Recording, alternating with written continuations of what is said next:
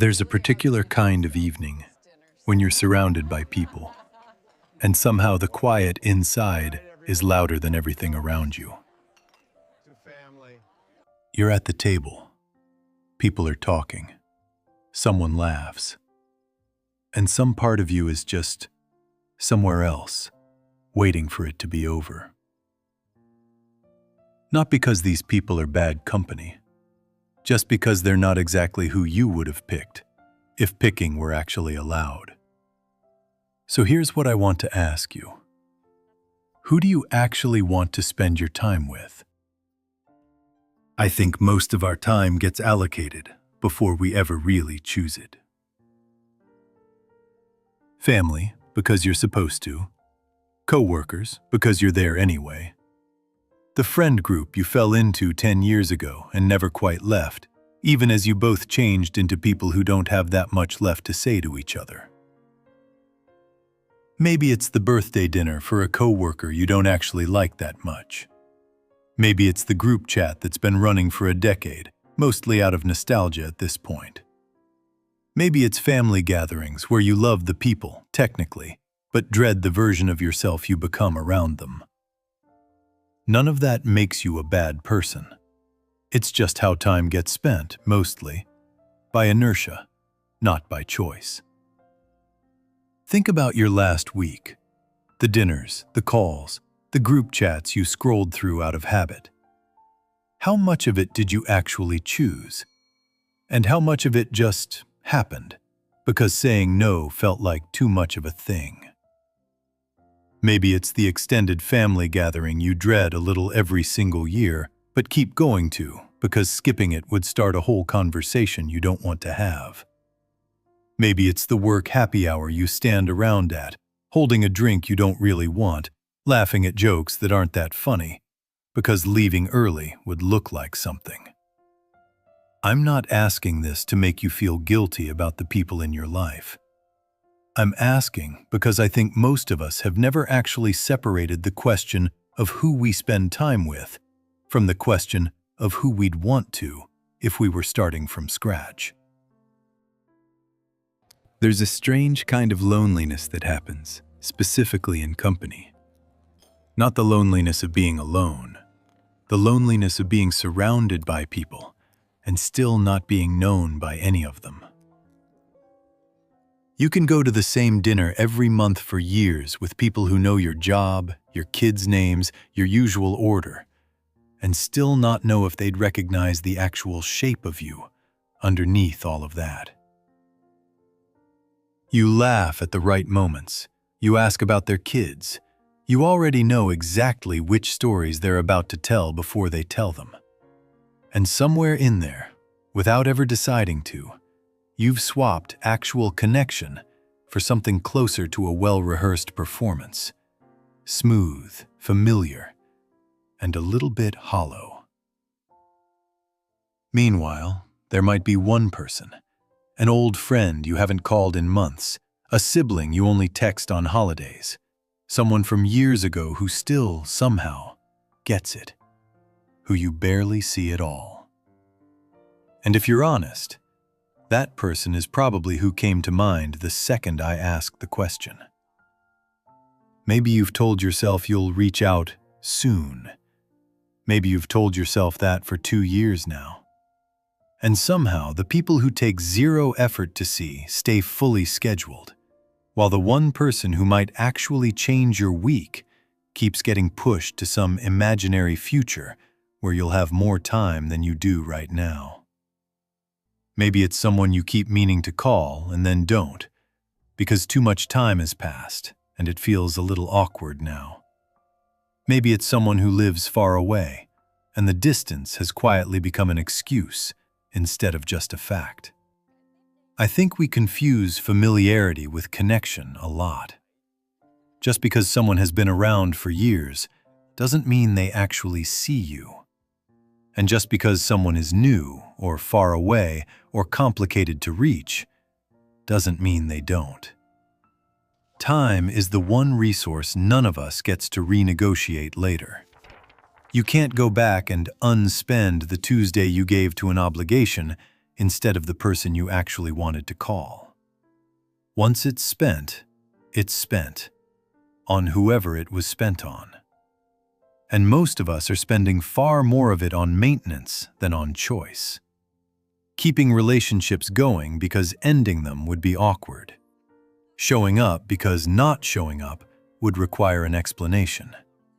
Choosing the easy, familiar, low-conflict option again and again until it quietly becomes most of our life. And here's the quiet math of it. Every yes to an obligation is also, without you noticing, a no to something else. A no to the call you didn't make. A no to the evening you could have spent with the one person who actually asks how you're doing and waits for the real answer. Here's what I keep coming back to. If you actually made a list, not who you're supposed to want to see, but who you'd choose, freely, no obligation attached, I don't think it would match your calendar. Not even close.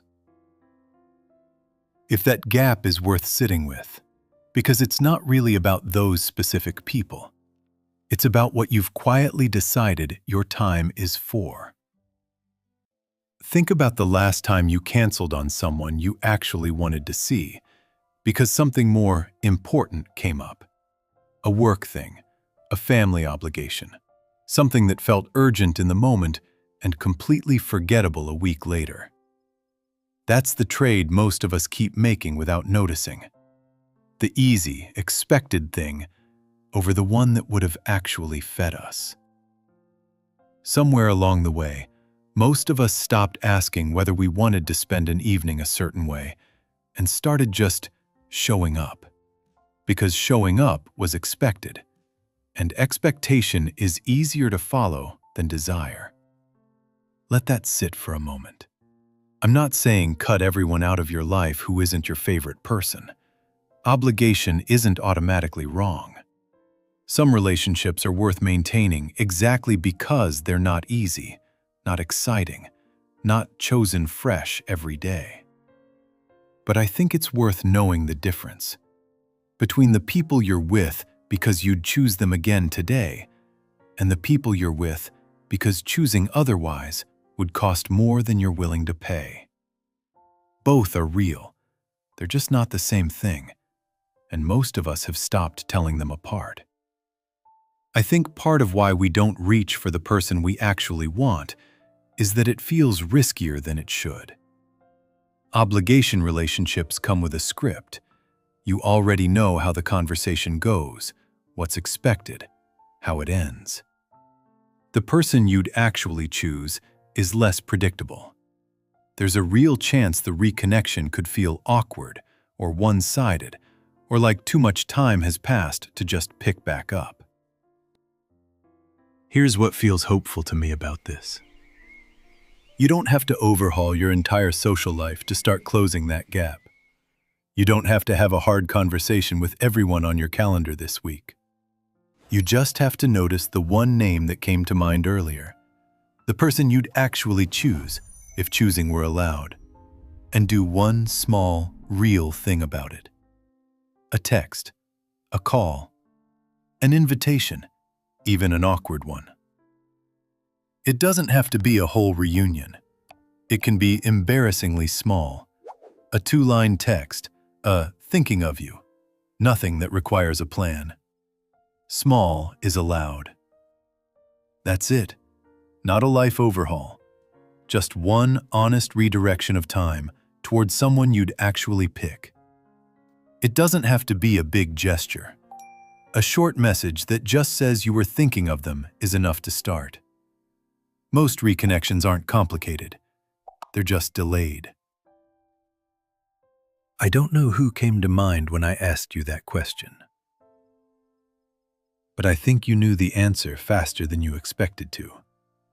Which probably means it's been sitting there for a while, quietly, waiting for you to actually act on it instead of just noticing it. Maybe you've been waiting for the timing to feel right, the same way you've caught yourself waiting for the right time to do other things you actually wanted. Except this time, The thing you're waiting on isn't a project or a plan. It's a person. And people, unlike deadlines, don't wait forever. Maybe you've been telling yourself you'll reach out once things calm down, once there's more time, once it feels less strange after so long. I think, if you're honest, you already know how that story usually ends. Maybe the question isn't only who you want to spend your time with. Maybe the question is simpler and a little more uncomfortable than that. It's whether you've let them know. You don't have to reorganize your whole life around this tonight. You just have to reach toward the one person your time actually wants to go to. Maybe that's enough to start.